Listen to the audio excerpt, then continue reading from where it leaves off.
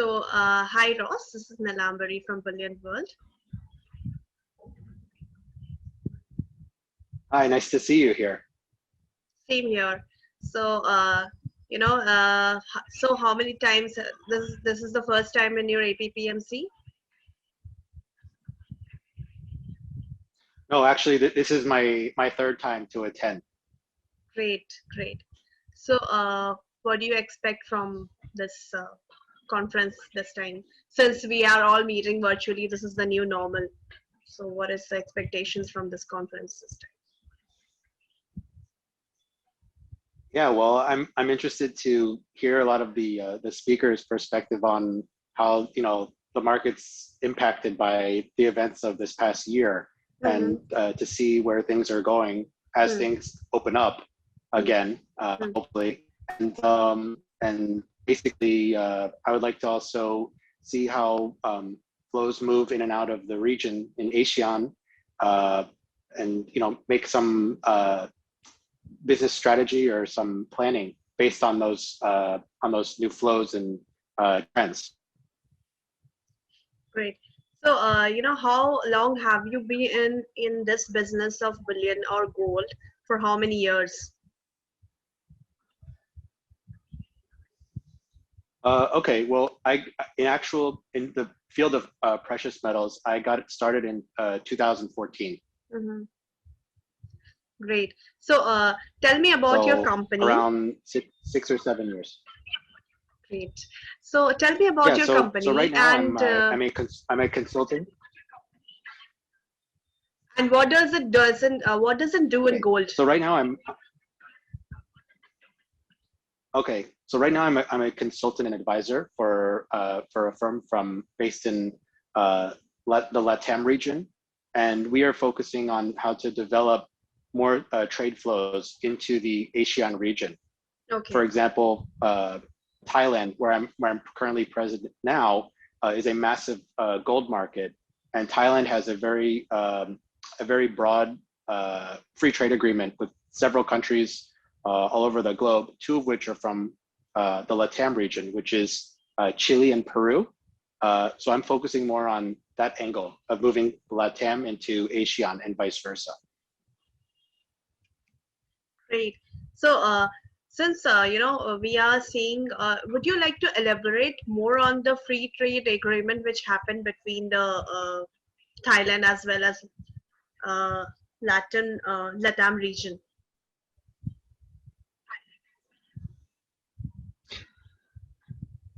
Yes. So at present, there is a full free trade agreement with two LATAM-based countries, which are Chile and Peru. Okay. In addition, also APEC agreement and the regional free trade agreement, but there are specifically two Latin-based countries that have full free trading status with Thailand, which is Chile and Peru. Usually, if we talk about the Thailand market, which you are actually dealing in, what kind of gold products they usually use? Is it more on the bar side or it's more on the jewelry side? If jewelry, what carat do you use? What carat do the Thailand people use? Can you just elaborate on the market scenario? Sure. So I'm going to break this question out into basically two segments. One, I would call the consumer's market. Here you'd find Thai gold that has like the 96.5 standard. There's also a demand for the material locally.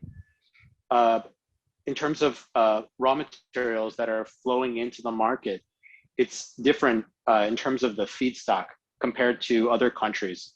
Thailand is what they call a recyclable market or a secondary market, which is obtaining the material from recycling or recovery, or maybe even jewelry scrap, which is a big component of it, which is different than a country like Peru, for example, which is mainly like a mining-based country for the raw material.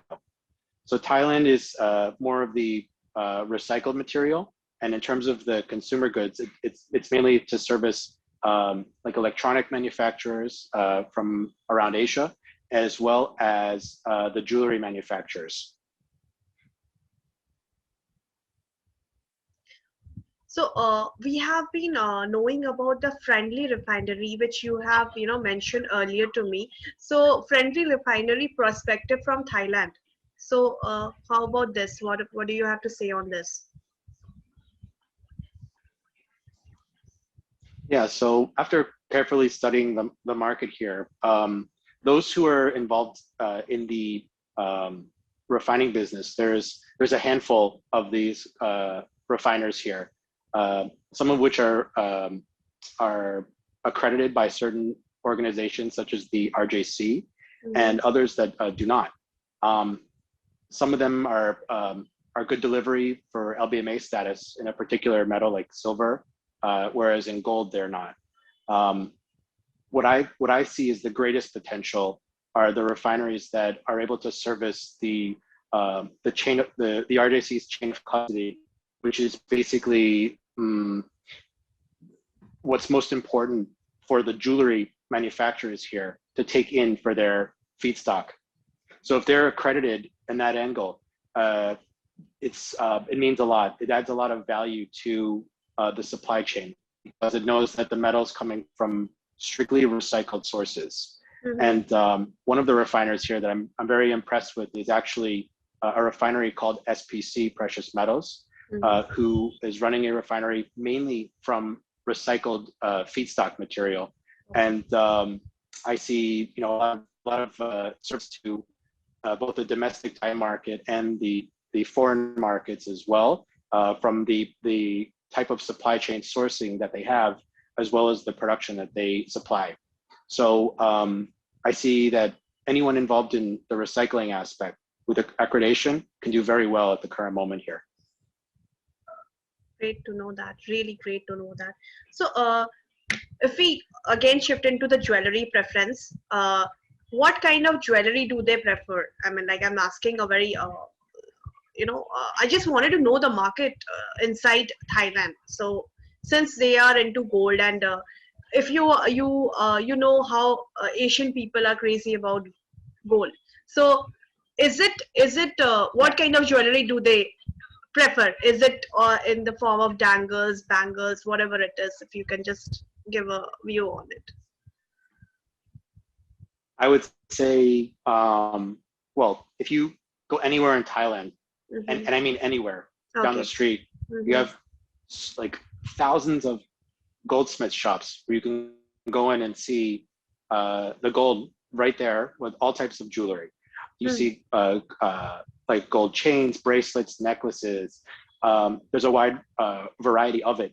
And it gets very, very exquisite and detailed with some of the designs that you can see here. Mm-hmm. Now, in terms of, in comparison, for example, when I went to the gold souk in Dubai and saw some of the really elaborate jewelry there, I haven't Mm-hmm. seen anything that can compare to that. But it's no doubt that they really love the gold jewelry here and gold as a product in the Thai market.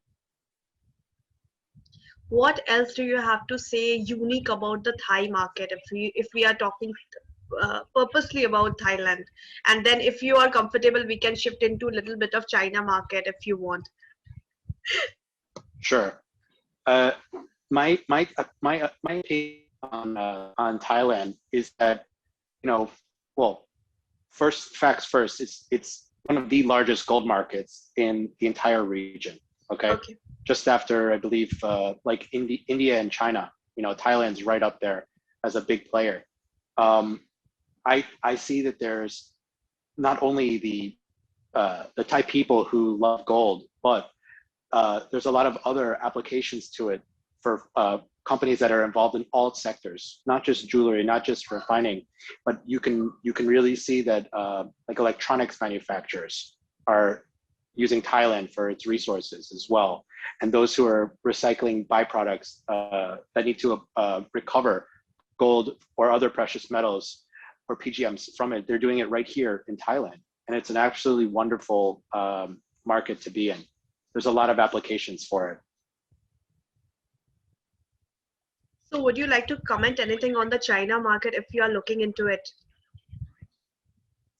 Yeah, so China, well, China's a very, very big market. It's, I would say, the largest in the region based on the numbers and facts.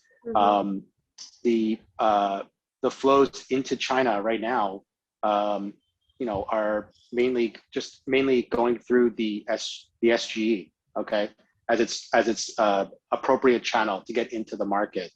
Now, depending on if there's quota from any of the central bank in China given to a bank or an authorized person to import it, that's one thing. But delivering metal into the Shanghai Gold Exchange is quite favorable right now. If you analyze the flows in the market and the premiums and stuff like this, China is a very very large market, very broad, and there's a lot of potential there. I'd say for flows of the metal to go in big numbers to that market. It's definitely one of the leading market. Why do we say China is the first one to consume gold? That's what, and second is India. Yes. That's right. Actually, India and Thailand have a great relationship as well. There's a lot of flows here between India and Thailand, and it's a great an area for it all to come meet together. As I believe there's also a free trade agreement with India and Thailand. Yes. So it's a very friendly place for both China and India, as well as the other countries as well. Anything else you would like to add upon, and if I would have missed on any of the topics? No, I think we pretty much nailed it, and I look forward to more networking and discussions during the conference.